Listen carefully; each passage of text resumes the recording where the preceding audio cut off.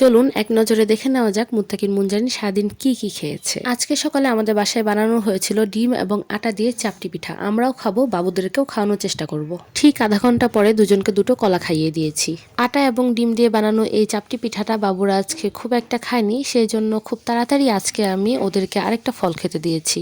Breakfast করার কিছুক্ষণ পরে ওদেরকে আমি ব্রাশ দিয়েছি ব্রাশ করার জন্য। সাধারণত বাবুরা আটার এই চাপটি পিঠাটা পছন্দ করে, কিন্তু আজকে কেন জানি একদমই খেলো না। একদমই খেলো না বললে ভুল হবে, খেয়েছে, পরিমাণে খুবই অল্প। তো এই জন্য আমি তার আধা ঘন্টা পরে ওদেরকে একটা ফল খাইয়ে দিয়েছি। তারপর আমি ওদেরকে ব্রাশ করতে দিলাম। সকালবেলা সাধারণত ব্রেকফাস্ট করার কিছুক্ষণ পর আমি ব্রাশ করতে দিই, প্রতিদিন না, চেষ্টা করি ওদেরকে রেগুলার ব্রাশ করানোর অভ্যাসটা তৈরি করানোর জন্য, কিন্তু আমি নিজেই মাঝে মাঝে ভুলে যাই। কিন্তু দেখেন বাবুরা মাশাল্লাহ ব্রাশ করতে কিন্তু বেশ পছন্দ করে। তো সকালে যেহেতু আজকে খাবার দাবার খুব একটা ভারী ছিল না, সেই জন্যে আমি 12টার দিকে 11:15 থেকে 12টা এরকম সময় হবে, এই সময়টাতে ওদেরকে একটা আপেলের অর্ধেকটা এরকম পাতলা করে স্লাইস করে কেটে দিয়েছি, আর আপেলের খোসাটা আমি ফেলে দিয়েছি।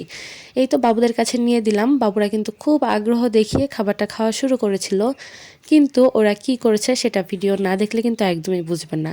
যাই হোক, আজকের ভিডিওটা কিন্তু একটু বড়সড় হতে চলেছে, তার কারণ হচ্ছে আজকে আমি ডিটেলসে শেয়ার করব যে বাবুরা কি কি খায় এবং কতটুকু পরিমাণে খায়, আসলে ওরা সম্পূর্ণ খাবার খায় কিনা।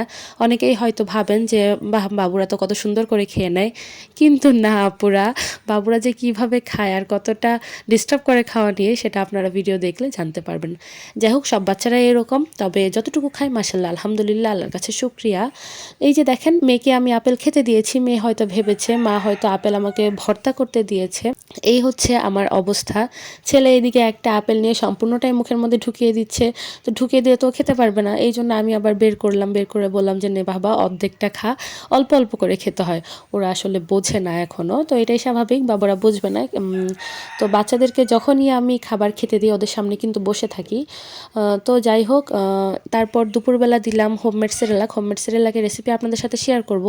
আর এই সেরেলাকে আমি একটা ছোট সাইজের গাজর, একটা ডিম এবং 2টা খেজুর ব্যবহার করেছি। হোমমেড সেরেলাকটা মুত্তাকিন খুব একটা খায়নি, মাত্র 2 চামচ খেয়েছে। আর মুনজাইন মাশাল্লাহ ফিডারে ভরে দিয়েছি, ও একদম ঢকঢক করে খেয়ে নিয়েছে। মেয়ে ফিডার খেতে খুব পছন্দ করে।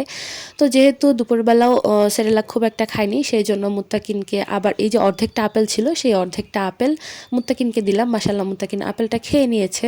বলা চলে মুত্তাকিনের আজকে দুপুরবেলা মোটামুটি ফল খেয়েই ছিল, আর মুনজাইন মাশাল্লাহ সেরেলাকটা খেয়েছে।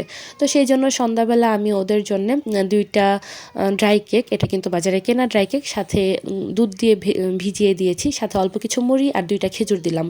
ড্রাই কেক বাবুরা প্রচুর পছন্দ করে, কারণ এটা মিষ্টি জাতীয় খাবার, বাচ্চারা পছন্দ করবে, এটাই স্বাভাবিক। কিন্তু আমি কিন্তু বাইরের খাবার খুব একটা দেই না। আজকে দেখলাম ওরা খাবার নিয়ে খুব ঝামেলা করলো, বিশেষ করে মুত্তাকিন, সেই জন্য আমি ওকে একটু ড্রাই কেক দিয়েছিলাম। মুনজাইন খেয়েছে, কিন্তু পরিমাণে খুব একটা না, অল্পই খেয়েছে মুনজারিন। তারপর খেজুরটা মুত্তাকিন খেয়েছে, মুনজারিন খেজুর খুব একটা খায়নি, মুড়ি খেয়েছে মুনজারিন। তো রাত্রের বেলা আমি মুত্তাকিন মুনজারিনের জন্য ডাল দিয়ে অল্প একটু ভাত মেখে নিয়েছিলাম। এই যে এই অল্প একটু ভাত আমি দুজনের জন্য মেখেছি, কিন্তু এই ভাতটুকু ওরা দুজন খেয়ে শেষ করতে পারেনি। মুত্তাকিন মাশাল্লাহ ডাল দিয়ে ভাত খেয়েছে, কিন্তু মুনজারিন ডাল দিয়েও ভাত খায়নি। কি করব, 2 বাচ্চা, একজনকে না খাইয়ে তো রাখতে পারি না, সেই জন্য ভাবলাম মুনজারিনকে কি খাওয়ানো যায়। তারপর একটা কলা, সামান্য একটু ভাত আর অল্প একটু ফর্মুলা দুধ একসাথে মিক্সড করে ভালোভাবে মেখে মুনজারিনকে খাইয়ে দিলাম। মাশাল্লাহ মুনজারিন পছন্দ করেছে। মুত্তাকিন কিন্তু আর এই খাবারটা খায়নি, যেহেতু 2 বাচ্চা এক খাবার দেওয়ার চেষ্টা করি সব সময়, কিন্তু তারপরও দুজন এক খাবার খায় না, তো তারপর বাধ্য হয়ে আমাকে অন্য খাবার দিতে হয়। আপনার বাচ্চাকে আজকে সারাদিন কি কি খেতে দিয়েছেন কমেন্ট করে জানাতে পারেন।